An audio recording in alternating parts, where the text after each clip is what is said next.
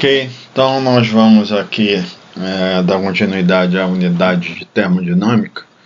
Hoje nós vamos falar sobre turbulência atmosférica e sobre o balanço de calor na superfície.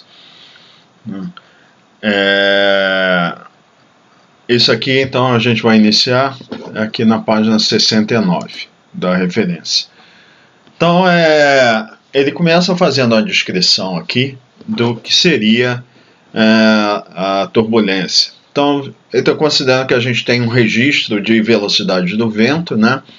Então, a gente teria, ele fala aqui, superposto sobre o vento médio, né? A gente pode verificar que existem valores, né, que serão, tem um comportamento quase aleatório, né? E as velocidades em alguns instantes são maiores e outras menor, a velocidade maior e outras menor que a média, né? Então ele diz que esses valores que são gush rajada, então são oscilações ou perturbações da velocidade do vento em torno do escoamento médio, né? Que é o que vai acabar sendo caracterizado como turbulência, né? E ele diz que esses movimentos aleatórios, que ele chama de turbulência, né, eles são causados por vórtices, que ele usa eddies, né, vórtices no ar, ou sejam turbilhões, né, ou redemoinhos de vento, que estão constantemente sendo criados, modificados e eles desaparecem, né. Ele diz que a turbulência é formada pela superposição de vários desses vórtices de comprimento diferente. Aí a gente vai ver, está falando de escala da turbulência, né?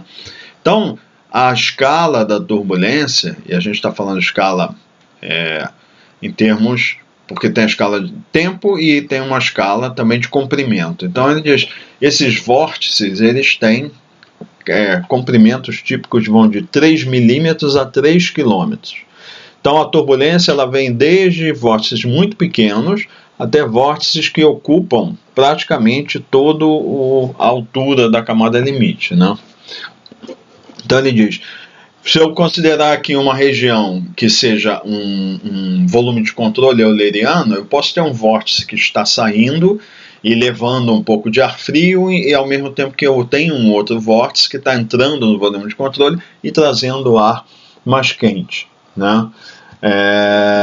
Então, o que ele diz é que o que a gente usa normalmente nos nossos estudos, né, de mecânica dos fluidos são volumes de controle e a gente faz essas análises de fluxos de entrada e saída, verifica a divergência de fluxo, que vai o balanço, né, aplica o teorema do transporte de Reynolds, né, o que ele diz aqui é que não é possível a gente fazer isso no estudo de turbulência, porque são tantas escalas e tantos vórtices que é impossível a gente conseguir contar todos eles para poder fazer o balanço dessa forma convencional. Então, não dá para estudar vórtice por vórtice. Então, o que ele diz aqui, que a abordagem que a gente usa normalmente é uma abordagem estatística, né? Então, a descrição é estatística desses efeitos da turbulência. Então ele diz aqui, a turbulência no ar é análoga à turbulência em uma xícara de café quando você gira ela com uma colher, né? Então ele diz o que? A tendência da turbulência é misturar, né, as propriedades que existem no fluido, né, e tornar isso uma mistura homogênea, né? Então ele diz, na atmosfera, essa mistura ela vai homogeneizar as variáveis individuais. Mas como? Aí ele fala temperatura potencial, umidade e quantidade de movimento. Então, quando a gente pensar em uniformização de temperatura, tem que lembrar que existe o efeito de compressibilidade. Então, para levar em conta esse efeito, a gente verifica que o que é homogeneizado na vertical, essa homogeneização que ele fala, em todas as direções. Só que a gente vai enfatizar a direção vertical, né? E a temperatura que é homogeneizada é a temperatura potencial, para que a gente possa levar em conta o efeito da compressibilidade do ar, né? Agora ele diz, encerrando essa parte, ele fala que o quanto vai homogeneizar depende da intensidade da turbulência. Então, quanto mais turbulência eu tiver, melhor a homogeneização, né? Mais mistura vai ter, mais as propriedades vão ser homogeneizadas, né? Então, no caso aqui, ele vai enfatizar, no momento, homogeneização de temperatura potencial, ou mistura que ele fala mistura de calor. É isso que ele está falando. Aí ele vem aqui, vamos considerar tempo bom. Fair weather quer dizer tempo bom, ou seja, sem trovoadas, né? Então é importante a gente ver também o seguinte: na teoria em geral, quando a gente estuda camada limite, turbulência, ele vai citar aqui que a gente pode estudar a camada limite em diferentes condições, com precipitação, com nuvem, etc. No nosso estudo aqui para dispersão, nós vamos considerar que só situações de tempo bom, tá? Por quê? Porque em situações de tempo bom, quer dizer que a dinâmica de escala maior, ela está relativamente com pouca energia, pouco energética. Os ventos não são muito fortes, né? De modo que permita que os processos da camada limite eles se manifestem, né? Porque o que acontece? Quando você tem a aproximação, por exemplo, de um sistema frontal, e a gente já viu na outra disciplina, que são sistemas com milhares de quilômetros, tem muita energia, pega a troposfera praticamente toda, né? Tem muita energia. Quando entra uma frente com a perturbação associada a ela, quem toma conta, controla toda a dinâmica é o sistema de maior escala.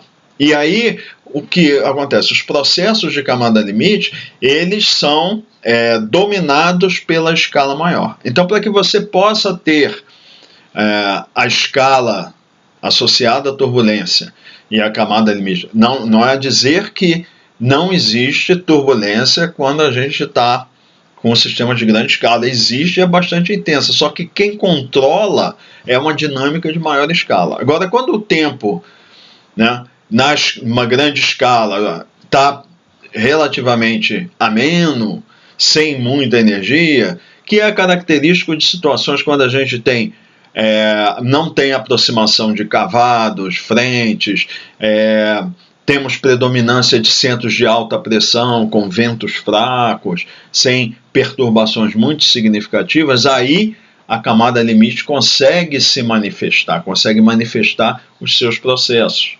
Então, por isso que a gente vai estudar, na maioria dos casos, e particularmente quando a gente está estudando dispersão, a gente interessa para a gente quando a gente tem a manifestação dos processos de camada limite na escala menor, e aí a gente vai dizer que é situação de bom tempo, nesse sentido, de que não tem nenhum sistema sinótico atuando naquela região, tá? Ou seja, o que a gente vai dizer é a dinâmica local da camada limite que vai controlar os movimentos e fluxos, e não um sistema de maior escala. Tá? Então, na camada limite atmosférica turbulenta, né, aí ele usa ABL, Atmospheric Boundary Layer, o termo que é utilizado para falar da camada limite atmosférica, né? A turbulência durante o dia é causada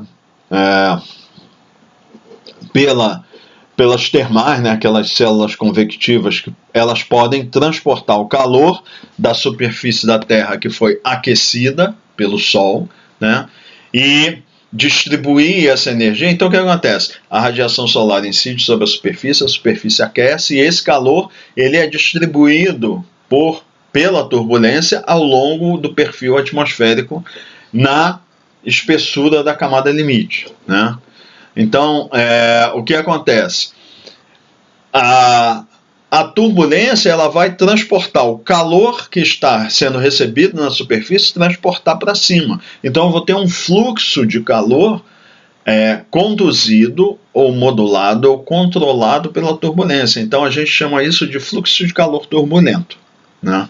Então ele diz aqui, esse fluxo de calor turbulento, isso aqui a gente pode demonstrar analiticamente, né? Ele diminui linearmente com a altitude, conforme mostrado na figura 3.7D. Então, vamos voltar um pouquinho aqui. Vamos olhar essa figura 3.7D. É essa aqui, ó. Então, ele está mostrando aqui, ó, em uma... E aí a gente está fazendo a representação aqui linear, né? O eixo aqui Z vai de 0 até 1000 metros. E esse aqui é o fluxo de calor efetivo, né? Então é a soma lá daquele turbulento e molecular, sendo que aqui em cima predomina o turbulento, né? E vê que ele diminui linearmente com a altitude. O valor aqui, a gente já vai ver isso, corresponde ao fluxo de calor efetivo na superfície, tá? É o FH aqui, ele vai diminuindo linearmente. Aqui, por enquanto é positivo, então o calor está fluindo de baixo para cima. E até aqui, ó, no topo, quando ele chega aqui na base dessa região aqui, né, que a gente vai ver aqui que é uma região que a gente chama o topo da camada limite, né, e aí o fluxo passa a ser negativo, quer dizer, o calor nessa região aqui flui de cima para baixo. Isso quer dizer que a temperatura do ar acima da camada limite aqui, né, é maior do que a temperatura abaixo, e os movimentos turbulentos eles trazem calor de cima para baixo, tá? Em geral, quando a gente está falando, esse é um processo que a gente está associado a esse perfil de temperatura potencial homogêneo aqui durante o dia. Então a gente está falando de processo forçado termicamente, e a gente tem a camada de limite misturada aqui, então a gente chama de camada de mistura.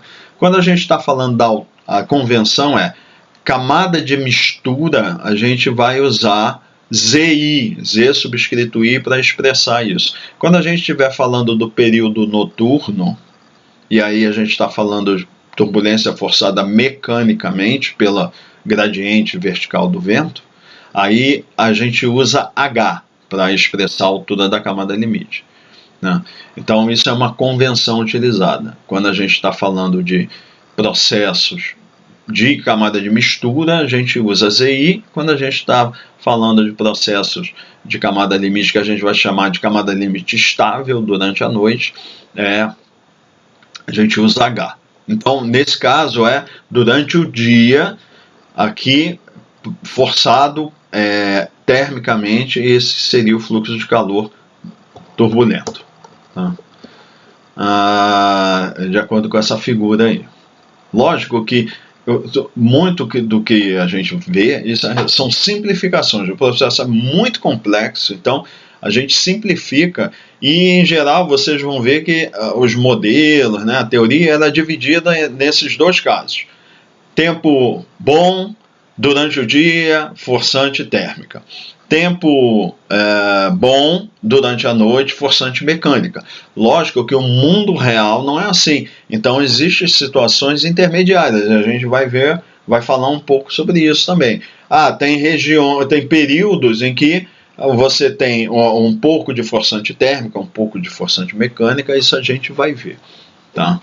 Então a linha, né, que mostra aquela figura, aquela linha verde, né, na parte de baixo ela é o valor do fluxo efetivo da superfície. Então, na base, no UFZ, daquela linha, né, que ele está dizendo o fluxo é a função da altitude, dizer, é o próprio valor do fluxo efetivo, fluxo de calor efetivo na superfície. E no topo, o valor aqui, ele já está colocando uma parametrização, um modelo, quer dizer o seguinte, no topo a gente aproxima pelo valor do fluxo na superfície multiplicado por menos 0,2. E esses valores são obtidos a partir de experimentos, teoria, etc. Mas também é muito fortemente definido a partir de experimentos, né? Então, o valor aqui é menos o fluxo de superfície. Por que o sinal menos? Porque ele é de cima para baixo. A nossa convenção é fluxos positivos para cima, negativos para baixo. Tá? Então ele diz isso em dias com pouco vento. Tá? Né? Então aí, lembrando, eu quero saber na camada limite. Eu tenho fluxo de calor em cima e embaixo. Aí, a partir da diferença desses fluxos, é que eu vou saber se eu tiver mais fluxo de calor entrando que saindo, eu vou ter aquecimento da camada. Se eu tiver mais saindo que entrando, eu vou ter resfriamento da camada. Então, o que eu preciso estimar não é só o valor do fluxo, mas a divergência de fluxo, que é ela que vai dizer se eu estou aquecendo ou resfriando a minha camada, né? Então, ele vai definir aqui o termo de divergência de fluxo para a turbulência durante um dia ensolarado em tempo bom. E o domínio que nos interessa é de Z igual a zero, que é a superfície, até Z igual a ZI, que é o topo da camada de mistura. Vamos chamar assim, depois a gente vai ver que não é exatamente o topo, é no meio da camada de mistura, no meio do topo da camada limítica, que a gente vai ver que é a zona chamada zona de entranhamento. A gente vai ver isso mais lá para frente. Então, assim, a divergência de fluxo é o quê? É a diferença do fluxo, ΔFZ turbulento, dividido por ΔZ, que é aproximado por o fluxo no topo menos o fluxo na base, dividido por ZI. Então, aqui nesse ponto, novamente aqui a equação não está aparecendo sinal menos aqui nem aqui, né? Então é só para observar. Essa operação, né, quando o fluxo é positivo, né, na superfície, ou seja, o solo aquece a superfície, então essa operação aqui vai ser negativa. Então, assim, quando é divergência negativa, isso aí a gente chama de convergência. Então eu estou colocando mais calor do que tirando, a camada limite está aquecendo. Quando o FH for negativo, essa operação com sinal menos vai dar positivo, isso que aí efetivamente é divergência, quer dizer que eu estou tirando mais calor do que colocando. Depois ele vem aqui e fala que na região acima de ZI, ou seja, está falando na atmosfera livre, né, acima da camada limite, em geral, como não tem turbulência, ele está falando aqui, nessa região acima do topo da camada limite, em tempo bom, pode-se considerar que não há divergência de fluxo. Então, no fundo, o que ele está dizendo é o seguinte: turbulência não é significativa acima da camada limite. O que vai controlar ela é o que ocorre na zona de entranhamento e na base, tá, da camada limite. Bom, então agora a gente vai avançar aqui para a página 71. O próximo item aqui vai ser radiação solar e infravermelho. Tá? Então ele vai dizer, esse tópico nós vamos dividir em radiação de onda curta solar e radiação de onda longa, que é o infravermelho. Né? Então ele começa falando, o ar limpo, ele está falando o ar atmosférico, não está considerando nuvem, aerossol, nada disso, é o ar só, o vapor, né? o gás, melhor dizendo, né? Ele diz, de forma geral, ele é transparente para a radiação solar. Então, a quantidade de radiação de onda curta pega um volume de controle. O que entra e o que sai é praticamente a mesma coisa, já que não há absorção. Então, ele está dizendo que não há contribuição da radiação, de forma geral, para o ar claro, limpo, não há contribuição para o fluxo, divergência de fluxo de calor, tá? Pela radiação. Então ele diz que pode-se, isso quer dizer o quê? Que em boa aproximação nós podemos desprezar o efeito do aquecimento direto pelo ar, do ar pela radiação de onda curta. No entanto, ele diz aqui, ó, a radiação solar é absorvida na superfície da Terra, que causa o fluxo de calor na superfície, como a gente já viu anteriormente, né? E ele diz também que a radiação solar, ela também aí ele não está falando do ar limpo, ar claro, mas ele está falando de nuvens ou regiões com fumaça. E essas regiões, há absorção de radiação solar e pode causar aquecimento. Aí ele diz, com relação à radiação de onda longa, é mais complexo. Por quê? Porque o ar, ele absorve fortemente, grande parte da radiação de onda longa, que entra num fluxo, num volume de controle, tá? E reirradia essa radiação de onda longa, né, para fora em todas as direções. Ele diz que segue, né, a lei de Stefan Boltzmann, né, proporcionalidade à temperatura absoluta elevada a 4, né? E aí ele fala assim, como os gradientes de temperatura horizontais são relativamente pequenos, quando comparados com os gradientes de temperatura vertical, então, de forma geral, quando a gente estiver fazendo cálculo de divergência de fluxo de calor, a gente vai desprezar essas divergências nas direções horizontais, x e y, né? Porém, na vertical, ele diz que a gente tem que lembrar que a temperatura ela diminui com a altitude de forma geral, né? Então, ele diz... como aqui embaixo a temperatura é mais elevada do que aqui em cima, então essa parte aqui ela perde calor proporcional à sua temperatura para cima, para o espaço exterior, tá? A parte de cima ela perde calor também e irradia para baixo. O que ele quer dizer é o seguinte, como a temperatura é maior aqui, perde mais energia do que a parte de cima envia para baixo.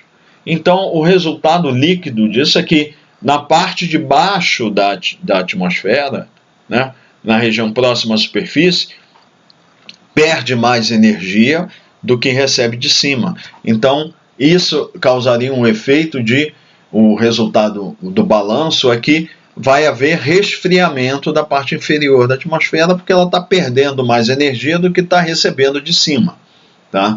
Então, de forma geral, a Terra está sempre irradiando mais radiação de onda longa para cima do que recebendo de cima para baixo. Então ela, de forma geral, está sempre perdendo calor. Então ele está dizendo assim, na superfície, tá, o efeito, de forma geral, é de resfriamento. Sempre vai ter resfriamento na base da atmosfera, né? Então ele diz aqui, de forma geral, na parte... o efeito, né, da divergência de fluxo para a camada limite é que ela vai perder de 0,1 a 0,2, perde calor, de forma que a temperatura ela vai ficar variando de 0,1 a 0,2 na taxa de 0,1 a 0,2 Kelvin por hora. Então, porque se nós colocarmos aqui as unidades de fluxo de calor cinemático e aqui de comprimento, a gente vai obter Kelvin por hora, que isso daqui é o quê? É uma taxa de resfriamento, né? Então é isso que ele quer dizer. De forma geral, esse efeito de radiação de onda longa é perder calor. A camada limite, ela vai sempre resfriar. No entanto, aí não quer dizer que a atmosfera vai estar sempre resfriando. Por quê? Porque o fluxo de onda curta, quando eu estiver colocando mais calor do que eu estou perdendo, então aí o efeito vai ser de aquecer a camada limite, né? Mas durante a noite, como eu não tenho radiação de onda curta, só tenho de onda longa, é isso que ele está dizendo, que por isso que à noite sempre a atmosfera vai resfriar, tá? A camada limite, mais especificamente. Ok? Depois a gente vai aqui, abordar aqui na página 73, tá? Nós vamos falar do balanço de calor na superfície da Terra. Então ele diz: até o momento nós examinamos o balanço de calor em um volume de ar, né? E ele considera que esse volume pode ser euleriano ou lagrangiano. Vocês já viram isso em outras disciplinas, aqui a gente não vai rever tudo isso de balanço, porque o que interessa é isso aqui que a gente vai ver aqui, né? Então ele fala assim: num volume de controle, a gente usa aquele teorema do transporte de Reynolds, coisa e tal, vocês já viram isso em várias disciplinas, propriedade entrando, propriedade saindo e alterações no valor da propriedade armazenado no volume de controle. E é isso que vai fazer. Mais calor aquece o volume de controle, menos calor entrando do que saindo, vai resfriar, etc, etc. Aí ele vai fazer assim: e o que acontece na superfície da Terra, que é uma camada infinitesimalmente fina, então ela não tem dimensão. A superfície da Terra é uma superfície adimensional, não tem volume. Se tem zero volume, ela não pode acumular propriedade, né? Então o que acontece? Se eu não tenho um volume, o que entra tem que ser igual ao que sai. Eu não tenho um volume para poder armazenar ou perder a propriedade. Então ele está considerando: se eu pegar esse volume de controle e na vertical eu tirar a dimensão dele e ele ficar infinitesimal, é só uma superfície, eu não posso ter acúmulo de propriedade dentro do volume, de um volume de controle que não tem volume, não existe dimensão. Lembra lá o teorema do transporte de Reynolds? A gente bota lá, vamos chamar a propriedade qualquer S, então ds dt é a taxa de variação da propriedade dentro do volume de controle, é igual a taxa do que entra menos a taxa do que sai. Agora, se eu não tenho como alterar o conteúdo, ds dt vai ser sempre igual a zero, né? Já que eu não tenho matéria ali para armazenar e perder propriedade. Então o que vai acontecer? O que entra tem que ser igual ao que sai. E é isso que ele está falando aqui, tá? Então a soma de todos os fluxos de calor entrando e os que estão saindo devem estar em equilíbrio exato, né? Ou seja, o fluxo líquido de calor na superfície tem que ser igual a zero, já que ela é imaterial. É isso que é essa análise que a gente vai fazer agora. Então ele vem falando aqui. Lembrar, vamos falar do balanço de fluxo de calor na superfície. Lembrando que os fluxos são positivos para cima e negativos para baixo, tá? Independente se esses fluxos são no solo ou na atmosfera, tá? Então, os fluxos relevantes, ele vai dizer aqui, são os seguintes: o balanço de radiação, ou radiação líquida, entre a superfície e a atmosfera, que a gente já viu, ele está colocando aqui com um asterisco, F asterisco. O fluxo efetivo, fluxo de calor turbulento efetivo na superfície, que aí vai chamar de fluxo de calor sensível, que é o fluxo de energia térmica que muda a temperatura. Então, por isso ele está chamando calor sensível, que é o F subscrito H, e o fluxo de calor latente. Então o que acontece? Quando eu estou na superfície, eu tenho água que está na superfície, tá? Pode ser de um solo úmido. Aí tem radiação aqui, processos termodinâmicos fazem uma molécula de água mudar da fase líquida para a fase vapor. Ao passar para a fase vapor, aquela molécula de água líquida que estava na superfície, ela é incorporada pela atmosfera. O que acontece? Para mudar de fase, de líquido para vapor, ela teve que receber calor, tá? E aí, esse calor foi utilizado na forma de calor latente para mudar ela de fase. Mas ela carrega aquele calor. Quando ela sai da superfície e vai para a atmosfera, ela está carregando o calor que ela recebeu para mudar de fase da superfície para a atmosfera. Então isso é um fluxo de calor também. Só que a gente viu que esse calor não é usado para mudar a temperatura, é só para mudar a estrutura molecular da água, a distância de separação entre as moléculas, né? Então, aí a gente chama de fluxo de calor latente. Então, efetivamente, está pegando um calor, só que na forma latente, e levando da superfície para a atmosfera. Isso a gente usa lá em hidrologia para fazer estimativa de evaporação, porque aí se a gente estimar o quanto tem de calor que está fluindo da superfície para a atmosfera na forma de calor latente, a gente relaciona isso com propriedades da água e estima o quanto tem de massa de água fluindo da superfície para a atmosfera por mudança de fase, que a gente chama de evaporação. Tá? Continuando aqui, existe também um fluxo de calor molecular por condução para ou a partir de a superfície abaixo ou para baixo da superfície, que pode ser então a superfície que está falando assim, eu tenho a superfície, a interface entre a atmosfera e a superfície da Terra, que aqui pode ser solo ou pode ser oceano. Essa superfície material, a interface, é nela que a gente está fazendo o balanço. Aí o que ele diz? Existe também, eventualmente, o calor que é recebido aqui na superfície, uma parte dele é transmitido por condução para a parte de baixo, né? A gente já viu que os primeiros milímetros ali da atmosfera, da superfície para a atmosfera, é por condução. Também tem para baixo uma pequena camada que, por condução molecular, o calor flui para baixo. Seja eu tenha solo embaixo ou eu tenha oceano. Agora, o que acontece? Se a superfície, a parte acima da interface está mais fria do que o solo, por exemplo, vai ter um fluxo de calor de baixo para cima. Tá? Agora, eventualmente, se o ar estiver mais quente do que o solo, eu vou ter um fluxo de cima para baixo, que vai passar por essa interface. Então, eu tenho balanço. Por isso que ele diz, a partir da superfície ou para a superfície, depende do gradiente de temperatura. Tá? Então, ele usa o subscrito G aqui, é ground, mas poderia ser oceano também.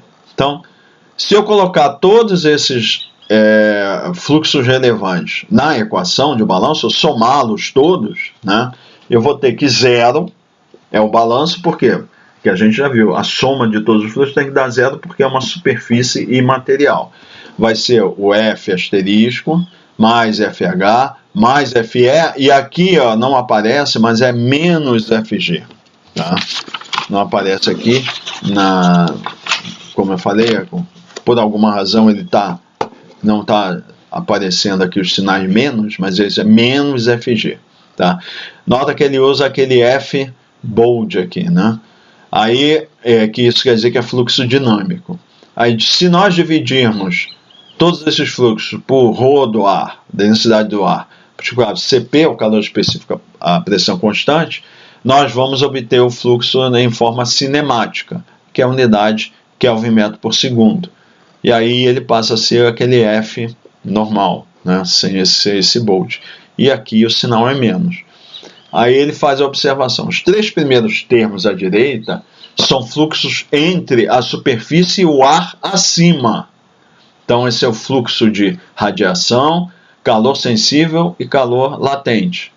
E o último termo é um fluxo entre a superfície e a terra abaixo, ou seja, a superfície o subsuperfície do solo ou do oceano. Então por isso que tem um sinal menos aqui, que eu estou analisando para baixo. Tá? Então ele está seguindo aqui a convenção de o que é para baixo é negativo, o que é para cima é positivo. Então ele dá exemplo desses fluxos de seus sinais nessa figura 3.9 aqui. Tá? Para diferentes superfícies e períodos de dia e noite. Né? Então assim, vamos ver aqui. Ele está pegando aqui primeiro Durante o dia, uma superfície úmida. Vamos supor que eu tenha vegetação, água que está aqui armazenada no solo. Então, durante o dia. Então, ele diz, ó, esse aqui, o F asterisco, a gente viu, durante o dia, de forma geral, estamos considerando condições de tempo não são afetadas por fenômenos de grande escala, etc, etc. Então, eu teria aqui um fluxo de calor positivo, fluxo de radiação, desculpe, um balanço de radiação negativo, ou seja, eu tenho mais radiação descendente do que ascendente. A gente viu aquelas condições que durante o dia o fluxo é negativo. Aí o que vai acontecer? Com o aquecimento da superfície, o que vai acontecer? A superfície ela vai estar mais quente do que o solo aqui embaixo, e eu vou ter calor fluindo da superfície para a subsuperfície. Então o sinal é negativo. Tem esse pequeno valor aqui, que a gente já vai ver, vamos parametrizar como uma fração desse fluxo aqui, radiação.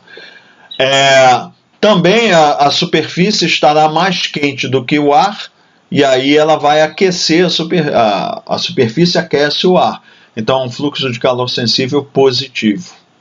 E aqui, considerando que o solo, a superfície é úmida, eu vou ter evaporação e eu vou ter mudança de fase de água líquida para vapor, e essas moléculas de água saem da superfície e vão para a atmosfera. Então, fluxo de calor latente positivo. Agora vamos ver durante a noite. Durante a noite ele quer dizer o quê? Que não tem radiação de onda longa. Desculpe, na radiação de onda curta. Então só tem radiação de onda longa. Então a gente já viu. Nesse caso, eu vou ter só radiação de onda longa, de baixo para cima. Então é positivo, né? E aí ele considera o quê? Que a superfície vai resfriar mais rapidamente do que a atmosfera. Então ela vai ficar mais fria do que a atmosfera, então a atmosfera vai aquecer a superfície. O fluxo de calor vai ser calor sensível de cima para baixo, né? E ele está considerando aqui um fluxo de calor latente negativo, quer dizer o quê? Que moléculas de água que estão aqui estão mudando de fase vindo para a superfície. Isso seria o quê? Condensação. Então, se eu reduzo a temperatura, eventualmente o que vai acontecer, eu atinjo a saturação e aquelas moléculas de água na fase vapor, elas vão condensar, o ar não tem mais condição, não tem energia suficiente para manter elas na fase vapor, e elas vão condensar e vão para a superfície, por isso que o fluxo de calor latente é negativo. E aqui está dizendo também, o solo foi aquecido durante o dia, aí resfria a superfície, o solo tem uma inércia de temperatura, vai demorar até ele esfriar. Então, durante esse tempo, o ar vai resfriar mais rápido do que a subsuperfície, então vai ter fluxo de calor da subsuperfície para a superfície, ou seja, positivo. Agora ele está falando aqui, durante o dia em um deserto seco. Isso quer dizer o quê?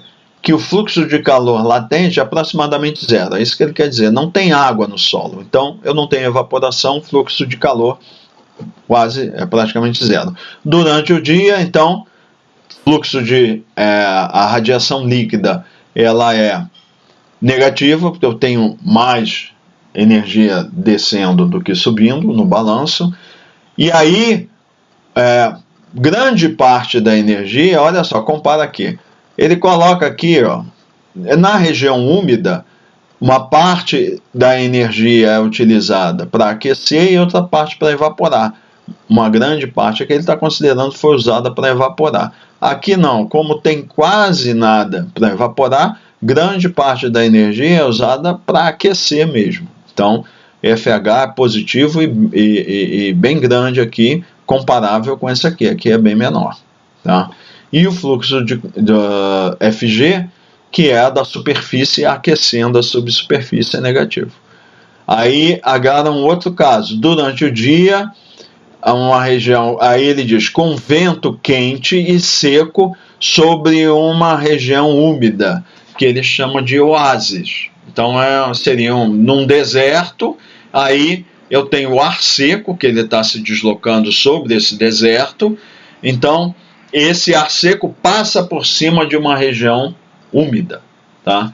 Então ele está dizendo aqui, e então a gente lembra assim, o quanto a evaporação é proporcional ao gradiente de umidade, gradiente vertical. Se eu tenho uma superfície bem úmida e o ar muito seco em cima, eu tenho condição de evaporar grande parte dessa umidade e o ar absorver bastante dessa umidade que está sendo evaporada. Então ele está dizendo aqui, ó, um acentuado fluxo de calor latente, porque o ar está seco e a superfície está úmida. Então é bem positivo. Então nesse caso ele está falando, como o ar está mais quente do que a superfície aqui, então o fluxo de calor, ele está dizendo, é negativo, de cima para baixo, porque o ar é quente. Quando fala quente e frio, é quente comparado com a superfície, temperatura mais alta. E aqui, durante o dia, o fluxo de radiação líquida é negativo. E aqui a superfície também fica aquecida e ela vai transmitir calor para a subsuperfície. Então, nesse caso, o fluxo de calor Fg, né, do solo é para baixo, negativo. Tá? Aí ele fala também aqui, tem uma figura para uma região de solo úmido, né, e um ciclo diurno dos fluxos de calor, na figura 3.10, que é essa aqui. Então, ele diz, é uma superfície úmida. Então, eu teria durante o dia, vamos lá, o fluxo de radiação, né, líquida, a gente já viu, durante a noite é positivo e durante o dia é negativo, o máximo aqui na hora local. Tá aqui. Aí ele bota, em geral que a gente vai ter, durante a noite a gente vai ter condensação do vapor d'água do ar, então o fluxo de calor latente é negativo, de cima para baixo. E durante o dia a evaporação, então eu vou ter isso aqui, ó. O fluxo de calor latente vai ser a água líquida da superfície evapora e sobe, então o fluxo de calor latente é positivo. E o fluxo de calor sensível também, durante o dia a superfície é mais quente que o ar, aí durante a parte é positivo, tá? E aí o que acontece? Ao entardecer, o que acontece? Vai diminuindo o fluxo de calor da radiação, e aí o que acontece? A superfície vai esfriando e a atmosfera, que já recebeu calor durante todo o dia, ela começa, durante um período, ela se torna mais quente do que a superfície, e aí o fluxo de calor passa a ser negativo. Aí durante a noite o fluxo é negativo, que está dizendo que a atmosfera está mais, durante um certo tempo ela vai ficar mais quente que a superfície, e o fluxo de calor é negativo. Então, isso tipicamente seria numa região que tem solo úmido, etc. Isso é baseado em dados experimentais, esse gráfico aqui. Tá? Então, aí ele começa a mostrar aqui algumas parametrizações. Que é parametrização? Expressar uma propriedade em função de outra. Uma propriedade que a gente não conhece, a gente usa uma outra, descobre uma relação entre elas e expressa uma em termos da outra, parametriza. Então ele diz aqui, uma aproximação de primeira ordem bem grosseira, né, para o fluxo de calor dinâmico, né, para o solo, né, é essa aqui, ó, Fg é aproximadamente um coeficiente x que multiplica o balanço de radiação, tá? Em forma cinemática seria o seguinte, então se eu dividir isso tudo por ρCp, e aí eu vou ter que o fluxo no solo cinemático de calor é aproximadamente esse coeficiente x que multiplica a radiação líquida cinemática, né? Expressa um fluxo cinemático. Sendo que esse fator x é 0,1 para o período do dia e 0,5 para o período da noite. Então, se a gente olhar essa figura, olha aqui. Quando o fluxo é positivo, ele está vendo aqui, ó, ele é positivo com valor 0,1 desse aqui, durante o dia. E durante a noite, ó, o fluxo, desculpe, durante o dia é esse aqui, ó. O valor é negativo e é esse valor 0,1 aqui, ó. É um valor, esse aqui. E durante a noite o fluxo é positivo e ele é 0,1 desse. Então ele diz, mas como é que eu vou, isso aqui então a gente pode medir, a gente já viu no capítulo de radiação como a gente estima isso, então a gente já pode ter esse aqui. Tá?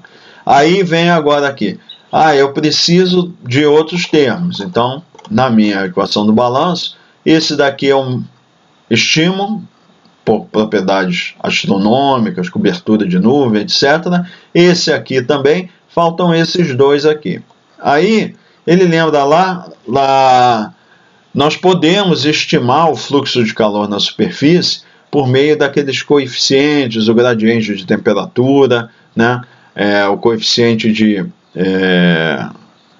condução de calor, que ele cita aqui, as equações 334 e 337, vamos ver se a gente volta lá, para estimar o fluxo de calor. Nós vimos antes aqui, ó, 334, a gente pode estimar o fluxo de calor para forçante mecânica com esse coeficiente aqui, que é o coeficiente de transferência de calor volumétrico, velocidade do vento, diferença de temperatura, e para condições forçante térmica, por isso aqui. Então a gente pode estimar os valores de FH aqui. Tá?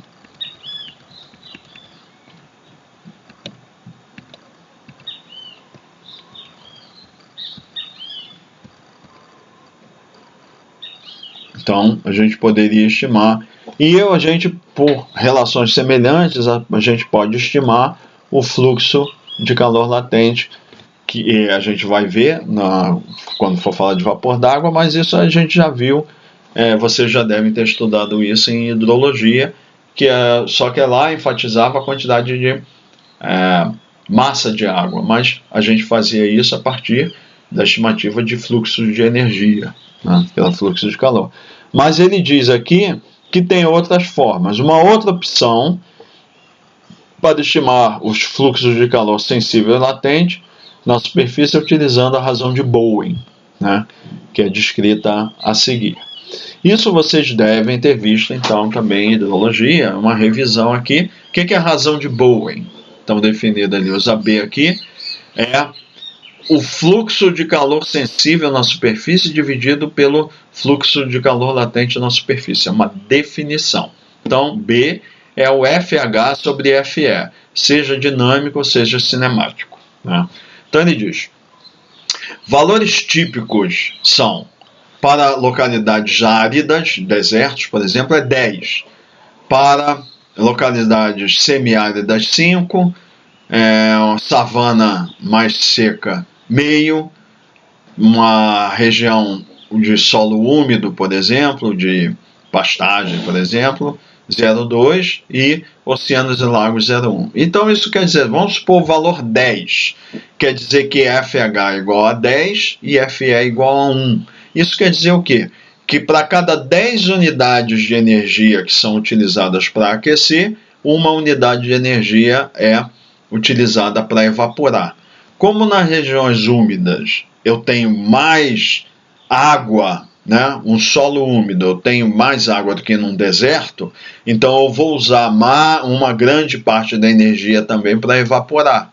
Então o meu denominador fica maior do que numa região seca. Então, razão de Bowen, normalmente, sobre regiões úmidas ou que tem bastante água, são menores, olha só. Solo úmido 0,2 e oceanos e lagos 0,1. Isso quer dizer o quê? 0,1 é 1/10. Então, para cada uma unidade de energia que eu uso para aquecer, 10 unidades de energia são para evaporar.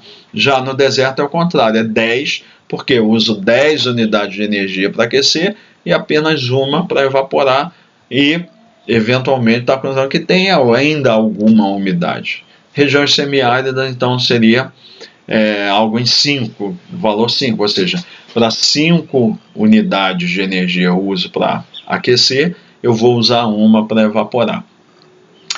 É importante aqui lembrar ou mencionar o seguinte, quando vocês estão em aplicações, por exemplo, com o AirMod, se vocês forem fazer simulações com o AirMod, então lembra que eu falei, algumas características ou dados na configuração para rodar o AirMod, é responsabilidade de quem está fazendo a simulação entrar com esses dados. Então, caracterização do relevo é aí ele tem que entrar com os dados meteorológicos, lógico, a gente já viu, e também a gente vai ver, tem que entrar com o albedo, isso eu já falei para vocês, a gente tem que entrar com a informação de albedo, e a rugosidade aerodinâmica, que ela caracteriza caracteriza o solo para ver como é que ele vai interagir. Isso não é diferente da topografia, é caracterização do tipo de solo. Se você tem mais ou menos vegetação, se você tem mais ou menos construções, etc, etc. E a outra informação que também é responsabilidade de quem está fazendo a simulação colocado dentro do AirMod é a razão de Bowen. Então, lá também tem tabelas que mostram, né, para determinados tipos de paisagem, aí ele estima a razão de Bowen. Tá? Então, essa também é a informação que tem que ser o usuário que tem que colocar dentro do modelo. Tá?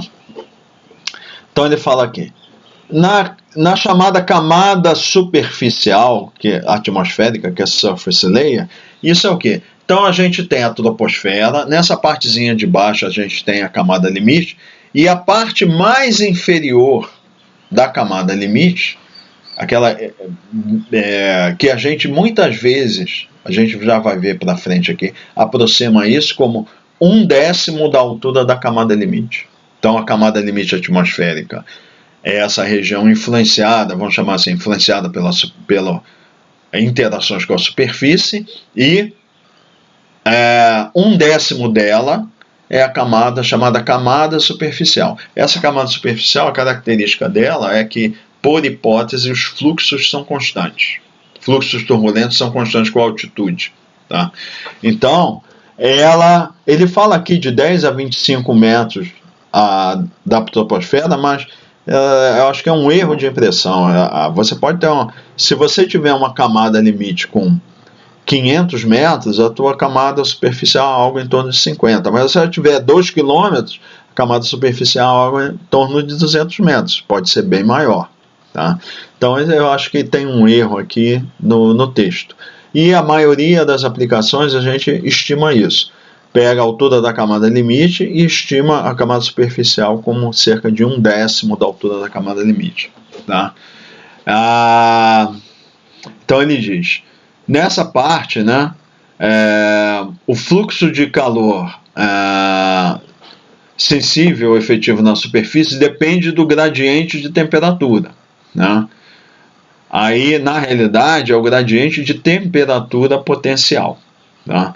Então a gente já viu, fazendo aquela analogia, né, com o fluxo de calor molecular, a gente faz essa analogia para a turbulência. Então, quanto maior a diferença de temperatura entre dois pontos, maior vai ser o fluxo de calor turbulento.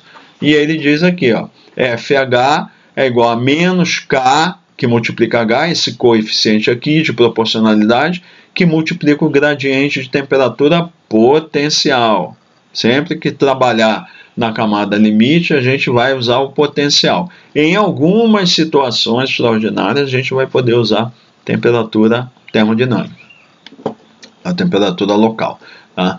Então ele diz, esse Ka subscrito H, a gente chama de difusividade turbulenta para o calor.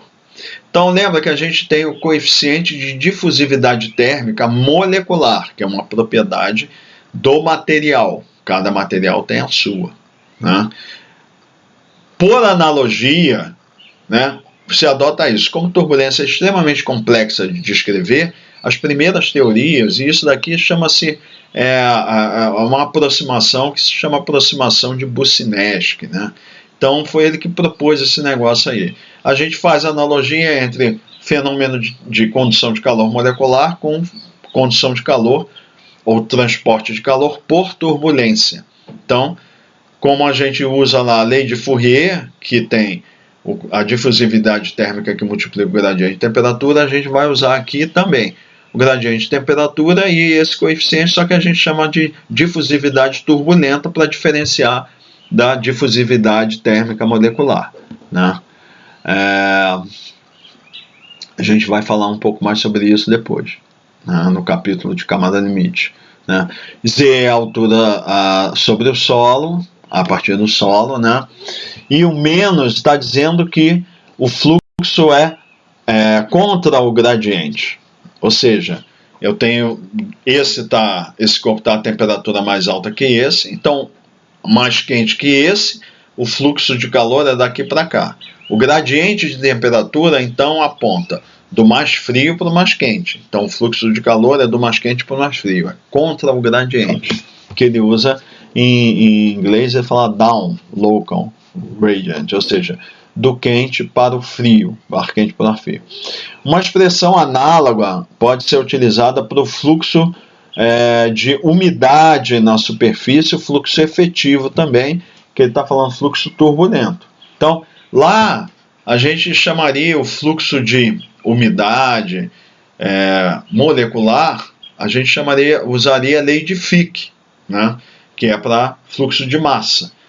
Só que a gente fazendo analogia entre o processo de condução de propriedade, ou transferência de propriedade molecular é análogo ao turbulento, só que o turbulento é muito mais eficaz, então a gente diz também que tem um coeficiente de difusividade que a gente vai chamar de difusividade turbulenta. Analogamente, então vai dizer que o fluxo de calor latente, né, ele é proporcional ao gradiente de umidade, que ele está usando R aqui, é a razão de mistura, gradiente na vertical, multiplicado por esse coeficiente aqui, que ele chama de difusividade turbulenta para a umidade.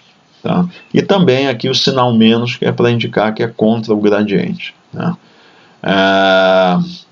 Então, se nós pegarmos essas expressões aqui, ó, B igual FH sobre FE, e essas representações aqui, ó, FE e para FE e para FH, aí nós fazemos um trabalho de álgebra aqui e a gente chega a essa expressão aqui, ó. B vai ser igual a gama delta θ sobre delta R. E sendo que esse gama é a constante psicrométrica, né, que vai ser Cp sobre LV, né, que é o calor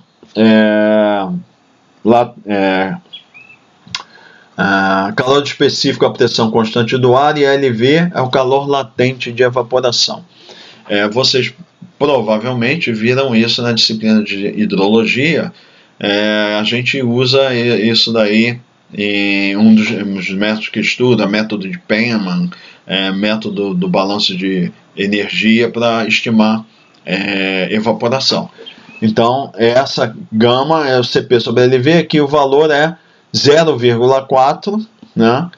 E tem unidades, grama de água por quilograma de ar por grau Kelvin, né? Isso daqui é razão de mistura expressa em grama por quilograma, tá? Então ele diz aqui que é o seguinte: esses fluxos são difíceis da gente estimar. Então, dessa forma que a gente coloca aqui, o que eu tenho que fazer? Eu tenho que colocar dois termômetros, um em alturas diferentes, meço a temperatura aqui, meço a temperatura aqui, e eu estimo a diferença de temperatura. E pego aqui e ponho dois equipamentos para medir umidade, razão de mistura aqui e aqui. Vamos chamar, a gente não mede direto a razão de mistura, mas variável de umidade, e a gente viu que é possível a gente transformar unidades e conseguir razão de mistura. Então, ele diz aqui, eu colocar dois termômetros e dois higrômetros montados em alturas diferentes, eu posso estimar delta θ, delta R, colocar nessa equação aqui e estimar a razão de Bowen. É isso que ele quer dizer. Então, nessa figurinha aqui, ele mostra o que seria um arranjo desse aqui. Isso é uma torre meteorológica que ele está estimando, representando aqui esquematicamente, numa altura Z1, numa altura Z2. Aí ele põe aqui, ó, essa torre, desculpa, aqui é o eixo, né, Z, essa é a torre. Então ele diz, ó, essa torre pode ter de 10 a 30 metros, né, de altura, e ele diz aqui, ó, coloca aqui um equipamento, sensores para medir temperatura em razão de mistura, e em uma altura maior, aqui ele diz, em uma altura dentro, e isso aqui é um processo que ocorre dentro da camada superficial, tá? E aqui, outro medidor de temperatura e umidade, e eu posso ter, então, já que eu sei a altura, eu posso transformar a temperatura em temperatura potencial. Eu tenho delta θ, tenho delta R. O valor da constante psicrométrica é constante, 0,4. E aqui ele bota um radiômetro para medir a radiação líquida. Existem radiômetros que já medem a radiação líquida, né? Ele é sensor, ele é sensível embaixo e em cima, ele já faz o balanço de energia. Então eu teria, usando a razão de Bowen, esses valores, eu obtenho a razão de Bowen. Tá, e agora? O que eu vou fazer? Então ele só faz a observação. Não esqueça de converter a diferença de temperatura em diferença de temperatura potencial. Então ele pega cada temperatura e vai somar 0,0098 Kelvin por metro e multiplicar pela altura. E aí, como é uma diferença, vai ter essa delta θ, vai ser T2 menos T1 mais, isso é o Lipschitz rate adiabático seco, Z2 menos Z1. Tá?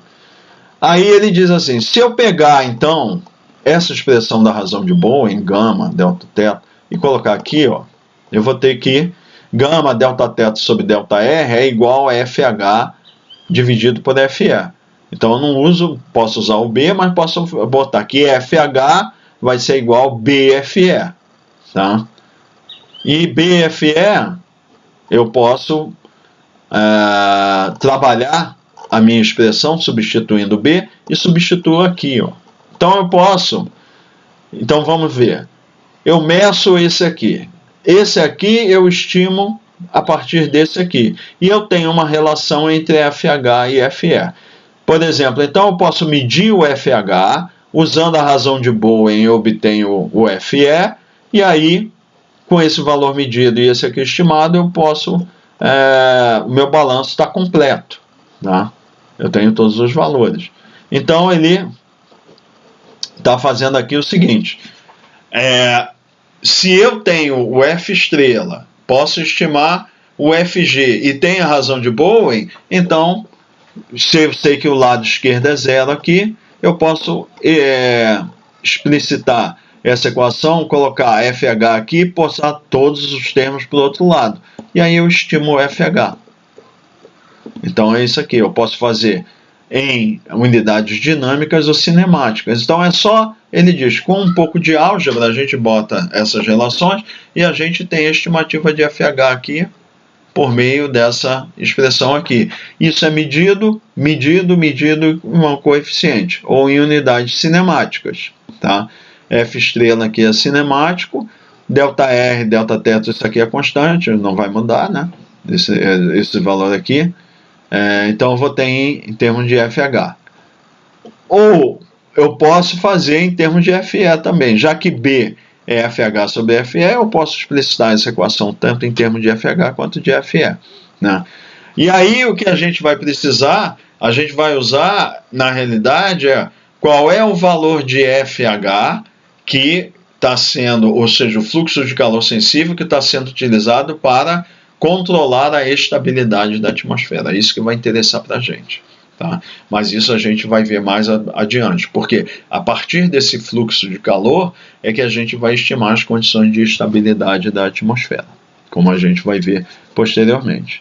Aí, finalmente, essa expressão 362 e 363 é como a gente poderia estimar o fluxo de calor latente. Então, está faltando sinais aqui, é um sinal menos aqui e menos aqui, mas na nota original de vocês vão ver isso aí. Pode ser dinâmico ou cinemático. Então, conhecido o FH, se eu quiser saber o FE, eu posso utilizar essa expressão aqui, e a partir do FE eu posso estimar a massa de água correspondente ao fluxo de calor latente, e eu tenho a estimativa de evaporação. Ok? Então, isso conclui aqui essa aula número 6 da unidade termodinâmica.